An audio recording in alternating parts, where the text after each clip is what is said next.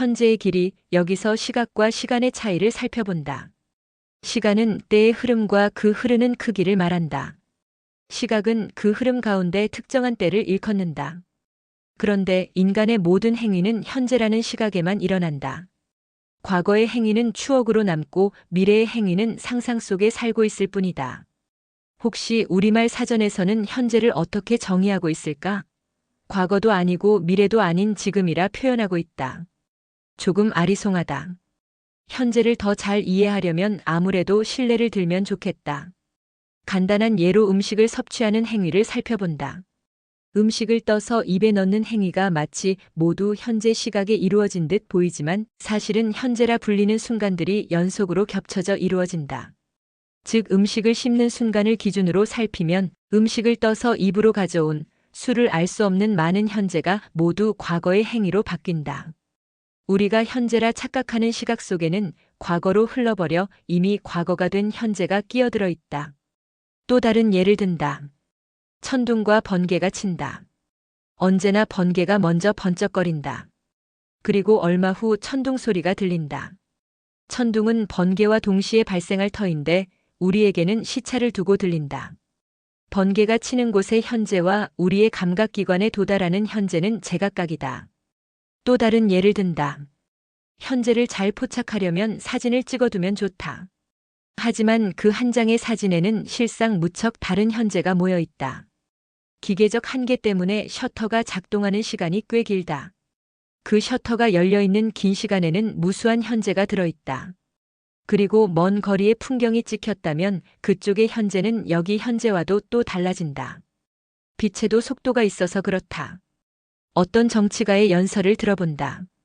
그는 긴 말을 토해낸다. 마지막 발음이 현재라는 시각에 입에서 나온다. 물론 긴 연설 전체는 모두 과거의 사건으로 바뀐다. 위 예를 살피면 현재라는 시각에 과거라는 시각이 매달려 있다는 느낌을 받는다. 그러면 현재라는 시간의 크기가 얼마이기에 과거가 현재에 매달려 있을까? 자고로 현재는 순간일 뿐이라는 설이 있다. 순간이란 얼마나 짧은 시간일까? 사전으로 살펴본 의미는 눈 깜짝이는 사이라는 뜻이다. 눈 한 번 깜짝이는 시간이 연속되면서 인간의 행위가 이루어지는 듯 보인다. 하지만 눈을 한 번 깜짝이는 시간이 물리학적으로는 엄청나게 긴 시간이다. 현재가 그렇게 길 턱이 없다. 어떤 사람은 현재란 존재하지 않는다고 주장하기도 한다. 말하자면 현재의 크기가 0이라는 뜻이다. 현재가 0이면 팔다리를 움직이지 못한다. 왜냐면 우리는 오로지 현재에서만 행동할 수 있기 때문이다. 결국에는 현재라는 시간의 크기는 눈을 깜짝이는 순간보다 작고 제로보다 큰 무한소가 아닐까? 알 수 없다.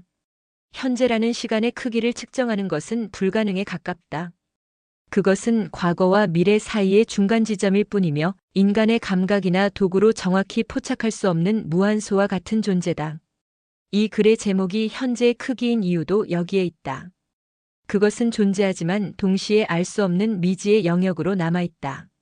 하지만 우리는 이 알 수 없는 현재를 통해 살아간다. 모든 행동과 결정, 감정은 이 불가해한 순간들 위에서 이루어진다. 현재를 아는 것은 불가능하지만 그것이 없다면 우리의 삶도 존재하지 않을 것이다. 따라서 현재의 크기를 정의하지 못한다고 해서 그것의 의미가 없는 것은 아니다. 오히려 알 수 없는 그 크기 덕분에 우리의 삶은 계속해서 이어질 수 있는지도 모른다.